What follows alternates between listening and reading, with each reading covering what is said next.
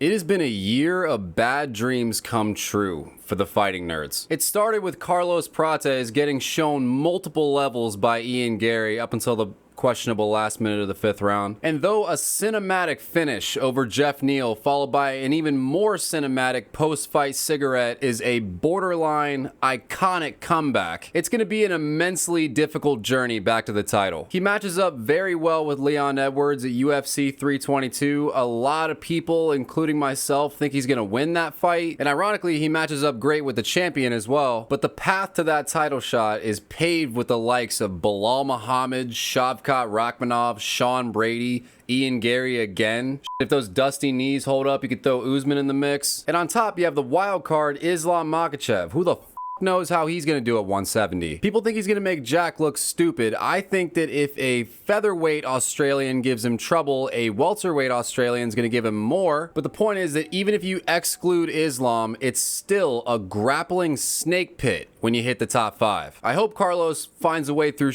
mountain, because the idea of a post-fight, post-title defense cigarette just warms my heart. But Sean Brady's probably gonna eat him. Now you fast forward 5 months to Fight Night Paris, and this is why MMA is the greatest sport on planet Earth. If I were to tell you a month ago that Mauricio Ruffy would land half as many strikes, less than half as many strikes, as Kyle Prepelic did on Benoit Saint-Denis in virtually the same amount of fight time, you'd tell me that, first of all, that's an oddly specific prediction, but then you'd give me 14 reasons why Kyle Prepelic stinks and doesn't even belong in the same conversation as Mauricio Ruffy. That's what I would have said anyway. Well, guess what? A short notice Kyle Prepelic landed 12 significant strikes to Mauricio Ruffy's 5, and they both had a round and a half to try. Mauricio Ruffy went from putting the final nail in Benoit Saint-Denis' coffin to raising the question, just how good is Kyle Prepelic? He's 36, so it doesn't matter, and also I think Mauricio Ruffy's dinosaurically long neck played a role in his chokeability, but still, there wasn't a soul. Even if you expected Benoit to get the dub, you did not think he was going to be comfortably sliding into full mount less than a minute into the first round. You were not expecting Benoit to be throwing the same sloppy ass body kicks with the same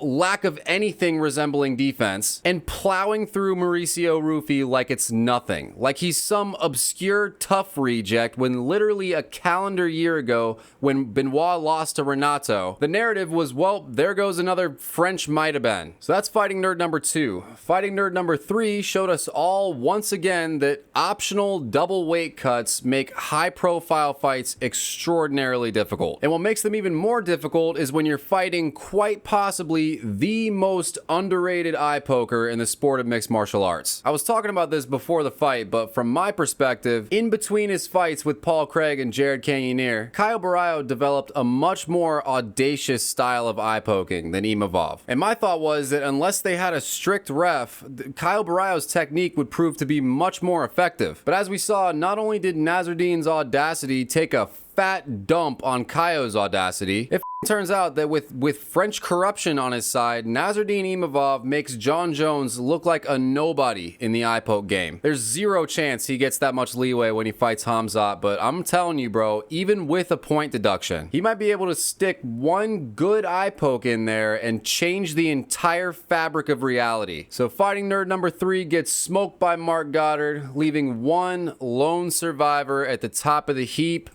Jean Silva, the last remaining unchecked fighting nerd. And what makes UFC Noche so exciting for me is that Jean Silva is also the most dangerous fighting nerd. I know it's not breaking news, the man's a 3-1 favorite over Diego Lopez, but you gotta admit how poetically appropriate it is that the fighting nerd's strongest pillar happens to be the last one standing after a tsunami, especially in a division like featherweight, where you got 4, 5, and 9 fight winning streaks all up and down the top 15. It is extremely hard to stand out during a time where straight up murderers like Shepe Mariscal and Jose Delgado aren't even ranked. And by the way, this is the division that barbecued Joe Anderson Brito. You remember when the Jean Silva of 2024 came in a 3-1 favorite against William Gomez and he still felt cheap? I remember, and I also remember before that watching Jack Shore check every single one of Brito's leg kicks, and he still got his shin busted open. Brito's leg looked like it rolled off an assembly line, while Jack Shore's leg looked like a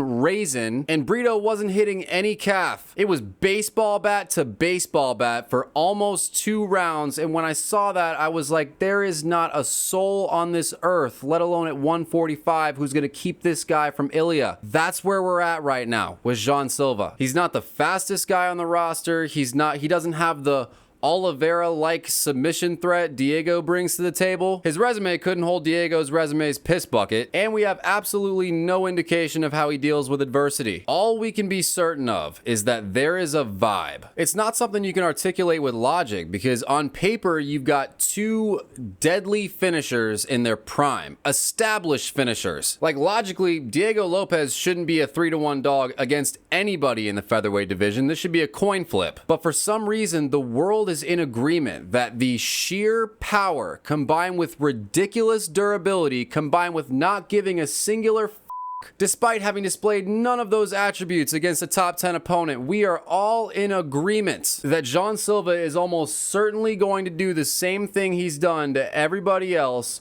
to the number 2 featherweight on the planet, Diego Lopez. That is not logic, that is a vibe. And I am admittedly feeling the vibe. I desperately want mid-round glove touches to stop, but I am feeling the vibe.